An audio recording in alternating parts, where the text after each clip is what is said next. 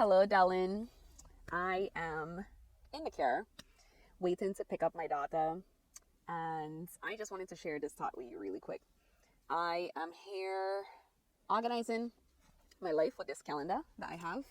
I am really trying to plan and really working on planning and going along this journey of creating and building what this platform is going to be and really trying to be sensitive to what I am feeling, the energy I'm feeling, the the energy I feel like I'm called to bring into this platform. And honestly, I have so many ideas. Like I really do. I have this whole calendar and it's like a really big calendar. You can see it's super big. I have like a million notes on it. And it could be a little overwhelming seeing all of this information out in front of me sometimes, like woof.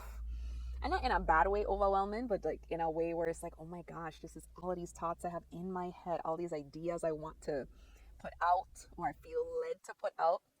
And so really working to organize that. Why am I sharing this?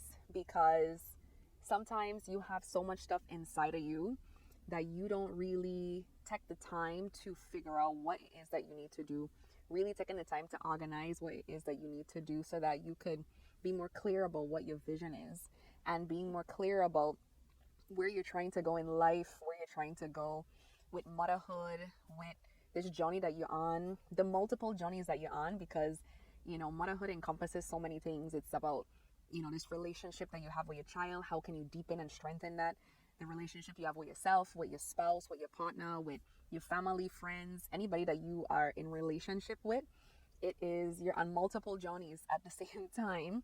And everything doesn't necessarily go the way that you think or want or desire it to go. And that's why it's important to write it down and really allow yourself to kind of be overwhelmed by the information that comes out of you, the feelings, the emotions, all the things that you have in your mind regarding whatever it is.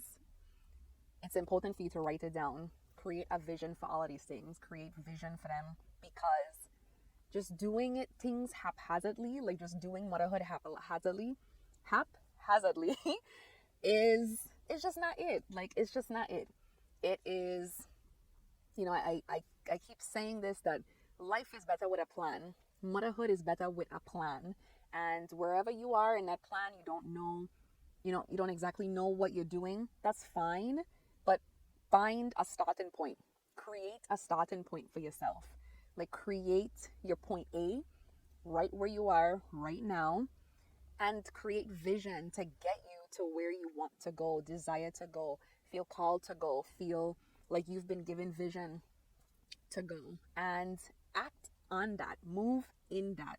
Don't just allow yourself to just be winging it so much that you wing yourself into overwhelm because not only is it overwhelming what you desire to do, you have like a million notes, a million ideas, but it's also overwhelming if you're just doing it aimlessly in a way. And you need to really start to you need to be more, on top of yourself and say, how can I make this better? How can I make myself better? How can I make this experience better for myself?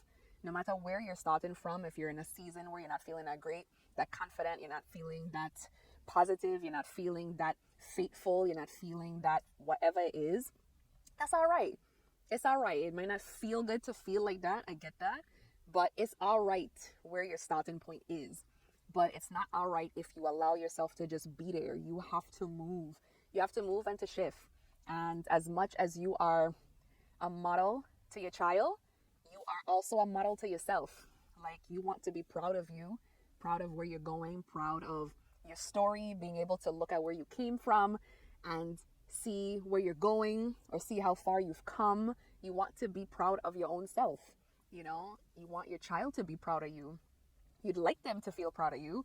At the very least, you gave it as much as you could give it so that they would feel really encouraged by who you were to them as a parent, to be able to see all the obstacles that you've overcome, all the accomplishments that you've checked off, all of the dreams that you have fulfilled, all of the desires that you lived out loud, just like oh, like I just saying it just like to just get me excited. It's like I really encourage you to write your vision, make it plain, and pray on it, spend time on it, sit on it, allow yourself to be again overwhelmed by just all the things that's inside of you, all your dreams, everything, and find a way to make it happen. Find a way to live it out loud. Find a way to become better in whatever it is. You want to be a better parent? Do what you need to do to figure that out. Call people, ask questions, do research, watch a video, listen to whatever you need to do. Buy a parenting course, find books, try a concept that you hear somebody talk about, implement it, give it time, see what you could do so that you can have a better connection with your child and do things differently and experience what you want to experience with them in a more positive way. You want to do stuff for yourself as a woman. You need to spend time figuring out how you could do that. How can you budget for that? Where can you add more time for that for yourself? Where can you carve out a couple hours so that you spend time strengthening your craft or learning a new craft, whatever it is. Like, it is so important. Like, whew, so important. I am telling you, it is so important. You can be great. You can be a great mother in all that is, because being a great mother means that you're being great to yourself and to your child. It is not individual journey.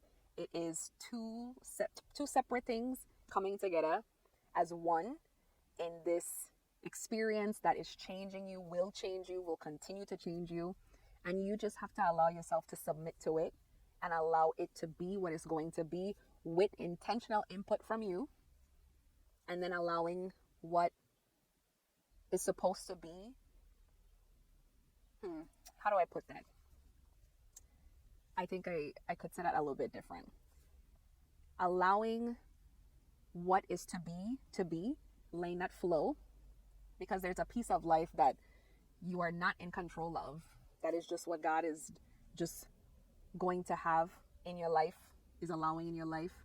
But you have to be an active participant and provide intentional input so that when life happens, you are preparing yourself for the ebbs and the flows, and then you allow yourself to let it flow. You let it flow, because you are preparing yourself mentally, spiritually, creatively for all that is to come. Yeah. So I hope this encourages you. I hope this encourages you, because there's a lot going on. There's a lot going on in your life, in the world, and we all need encouragement. Some days are better than others. Some seasons are better than others. Some just micro moments are better than others. But you have to dig into yourself, write stuff down, be overwhelmed by all the things that you want in your life, to be a great parent, to be a great mother, to be a great anything, and do it. Actually do it by being intentional and point in the effort that is going to take to get you there. Because as much as we would like things to be super easy, it's easy for things to fall apart. It's easy to let something die. It is work to make something happen. It really is. So, a word for you: don't give up on yourself. Write your vision. Pray on it. Talk to it.